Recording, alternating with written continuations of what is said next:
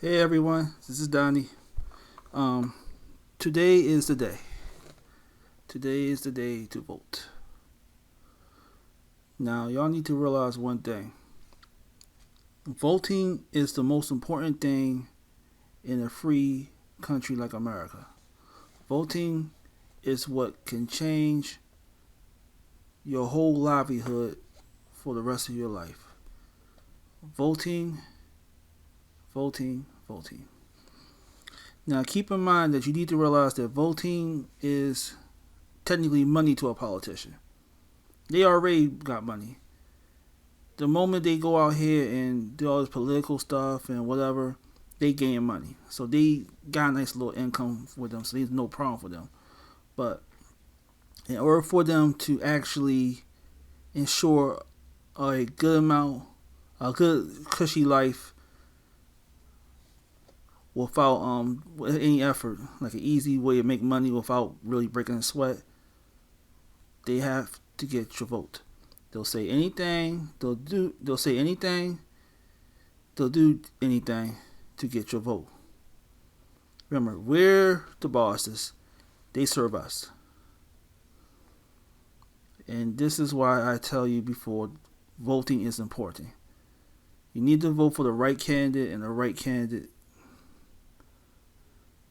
to represent you and help you in your endeavors. Whether it may be Biden or Trump, whether it may be a Republican Senate or a Democratic Senate. But you have to do your homework. You have to choose who to give your vote to.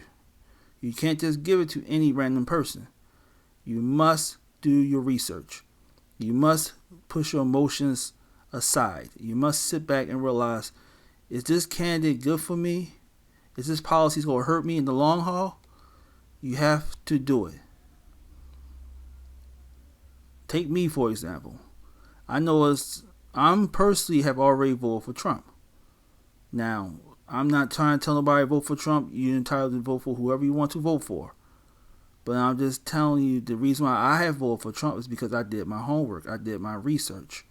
And then I realized that as a black American, if I voted for Joe Biden, his tax cuts would have hurt me big time. Let's say in some fair fate situation that I happen to be a seven-figure person and I had got there because of blood, sweat, tears, and everything in between, or maybe hitting a lottery or winning a contest. And then all of a sudden, his tax cuts take 65% of my money out because I'm now a rich person. How does that help the black community? How does that help black people?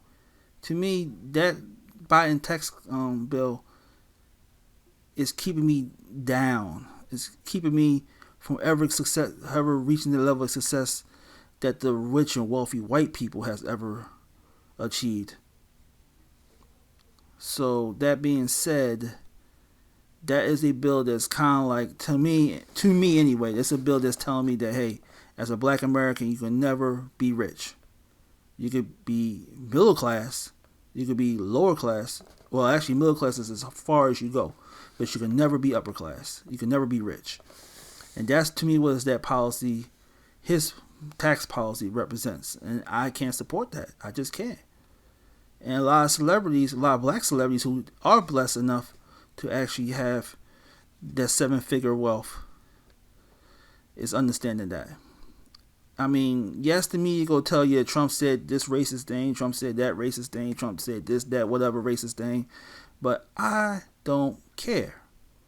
We have been bred our entire life to learn how to ignore people that we find annoying. We have been trained that as little kids up into adults. If someone's annoying you, you just ignore it. We've been trained that.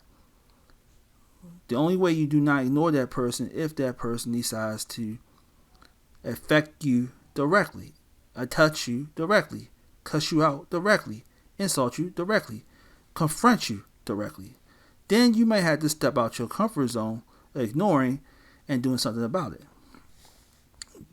Other than that, you just ignore that person.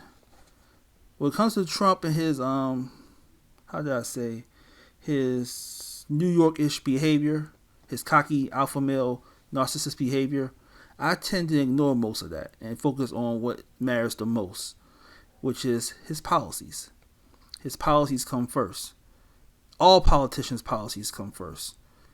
That is, the policies is what makes us choose that candidate. The policies is what made us choose to invest our votes into that candidate and put all our faith, which is our votes, into that candidate. Which is why I keep saying, for the umpteenth time, voting is important. You're not gonna go out here and donate, give your money to a person that may possibly cost you money. Of course not. You go donate your money or invest your money into something that's going to benefit you. And that's what I mean by y'all need to choose wisely who you vote for. Now, when I did my homework, I also realized that over this decade or so, Biden had been in office for almost, I would say, at least over a quarter of a century. And he barely did anything to help the black community. If anything, he did quite the opposite. And I just feel as though that his tax plans is more of a pandering to the powers that be. And then if you look at his policies through his Democratic campaign last year and up to this year, he been flip-flopping. So one moment he support Bernie Sanders' crazy policies. The next moment he doesn't support his policies. The next moment he does and doesn't. The next moment he pandered this and that. So much so that he even got Kamala Harris, who definitely is the queen of flip-flop in my opinion, supporting as his VP. Which is funny though, because that's the ultimate flip-flop, because Kamala Harris pretty much called him a flat-out racist last year and put him out there on the spot. Pretty much called him out. And then a year later, he accepts her as a VP. Of all the black people who's in politics, he accepted the one person that called him a racist, who's not 100% black, I think maybe 25, 50%, because she's more Indian than black. And then he chose her. That right there, as a black man, made me start to really question Biden. Is it him calling the shots, or is it his party calling the shots? Either way, I just didn't feel comfortable voting for Biden. Now, people might say the same way about Trump, but that's your choice, your prerogative. I'm just simply pointing out the obvious, that you need to choose who you vote for, and make sure that person has your voting ideas and best interests in mind. We have had Trump for 4 years, and he really didn't, how did I say this? He didn't really disappoint, in my opinion. And he didn't disappoint. Everything he did was spot on and A1 and tough, and he kept his word pretty much. The only issue that I had with Trump is the fact is that there's only 2 issues, or actually 3 issues really, that they wasn't really major, but these are only 3 issues. The net neutrality issue, the bump stock issue, and him supporting red flag laws. Other than that, I have nothing really negative or angry to say about Trump.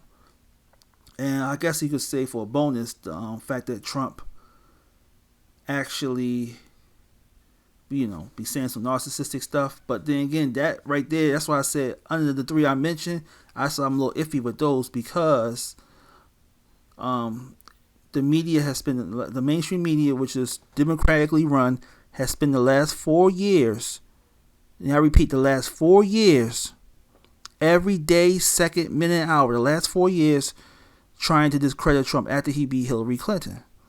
So I cannot take any of their advice seriously.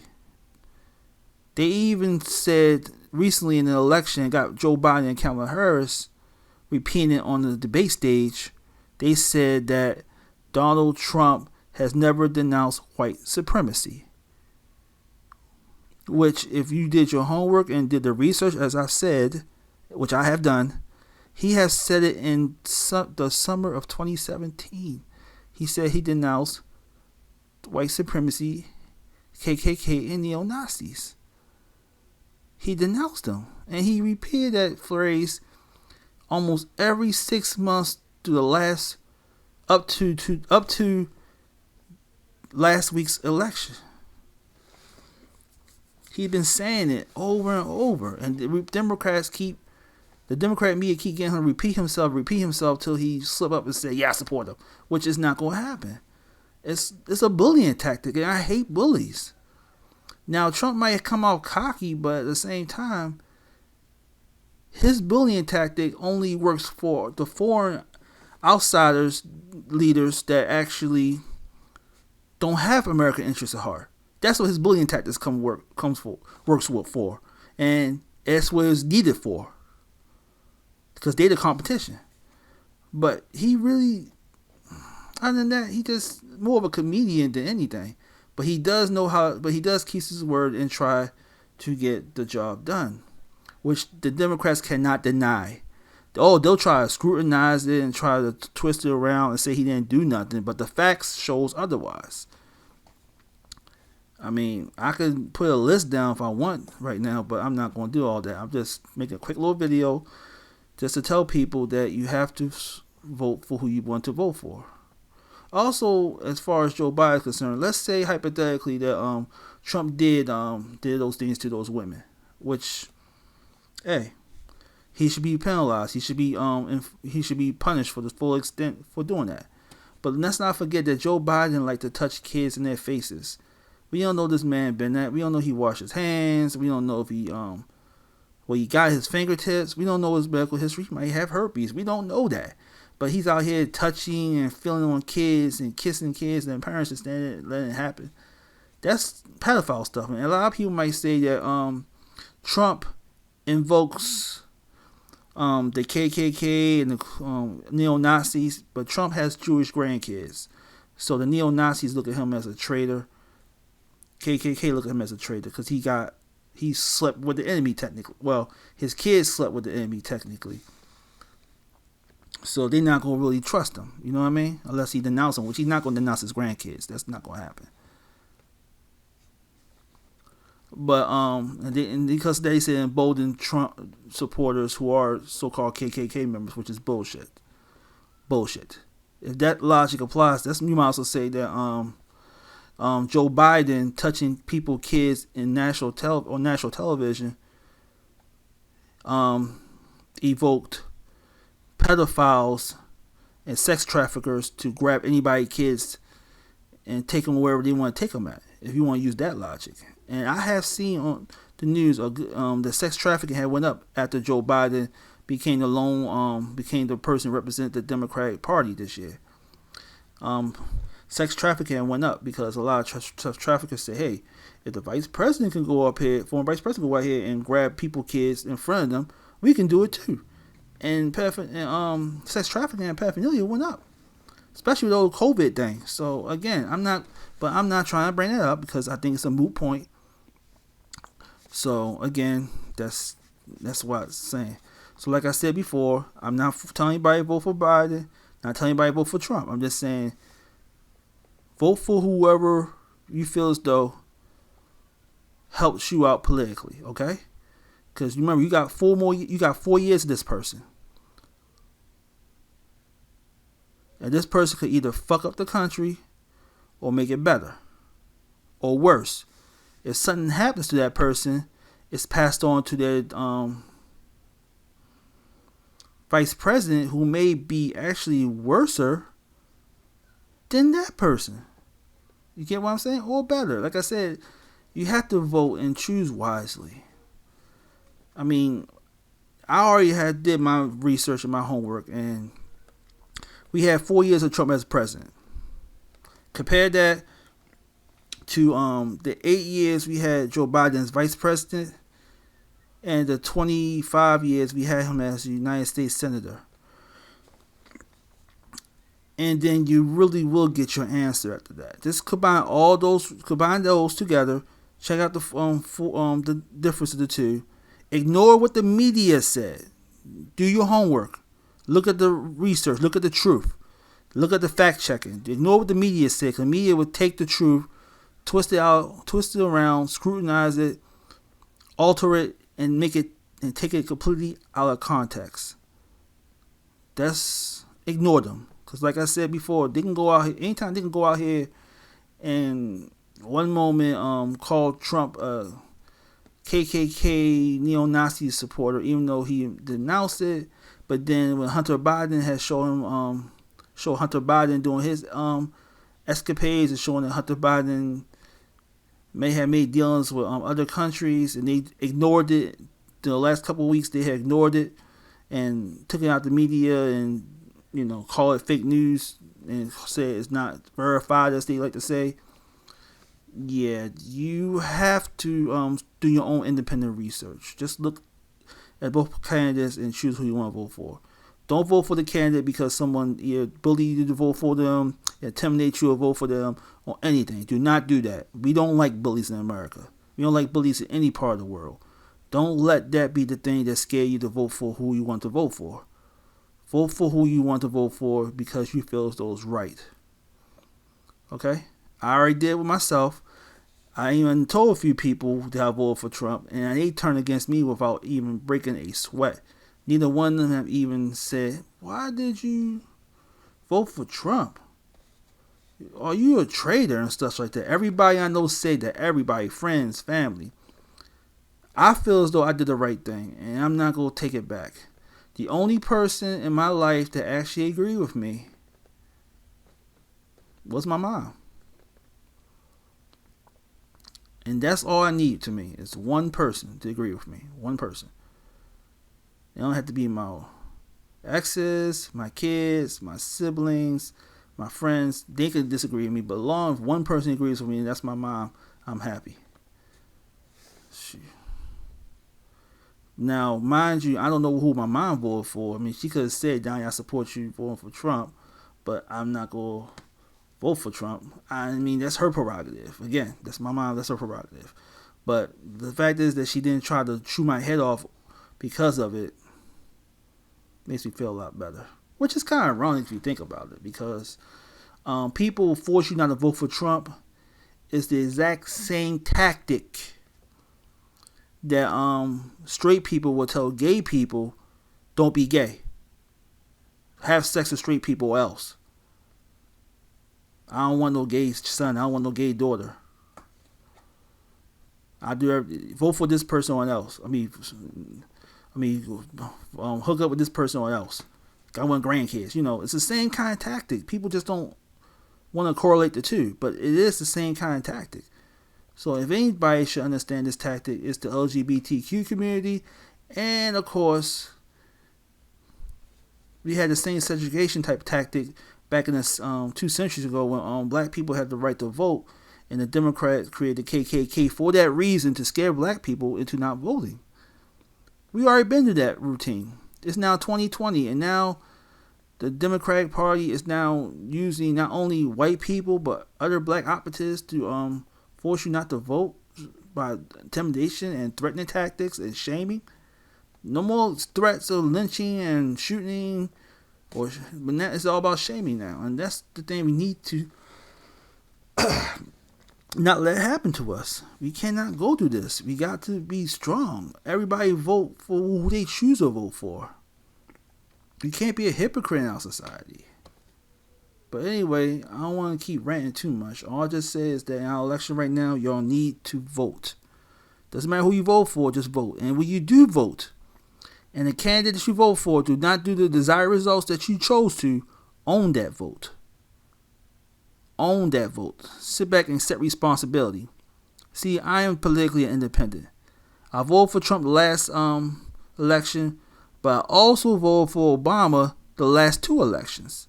And Obama didn't really do anything for the black community, except that Affordable Care Act, in which that mandatory mandate actually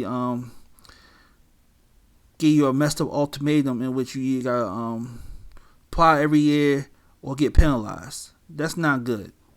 I didn't really, and then to make it even crazy is the fact is that the Democrats had the House, the Senate, and Obama as president for the last couple years in 2009 and 10. We could have got anything done, and we only got that. That's why I was disappointed in Obama. But at the same time, I don't have no regrets voting for him, because I know for a fact that now by being the first black president, in the near future we will have another black president. Maybe Republican, who knows? Might be an independent, but we definitely know it's not gonna be a Democrat. We one or the other. We don't know. But point is, it opens the door to future black president hopefuls. You see what I'm saying? And that's what I vote for, man. I won't have no regrets for it whatsoever. But then I also voted for Bush the first term, and I voted for Kerry the second term, and you kind of know how that turned out. And I was too young to vote for Clinton's or Bush Sr., so that didn't really matter to me.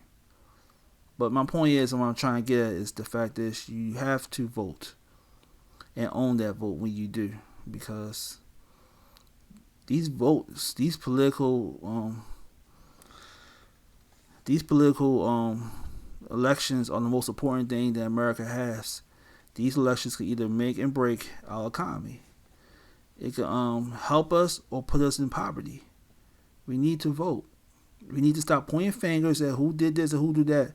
Vote and make and be the change. Make the change, be the change. Take responsibility and keep it moving.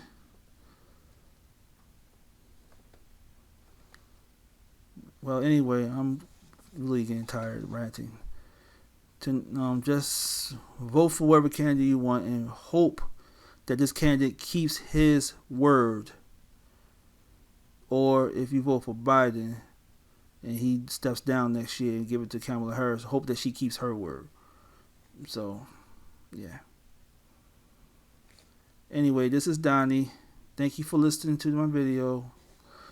I haven't made much videos like I used to, so just like and subscribe if you prefer to do that. I'm trying to make more videos for this channel in the near future.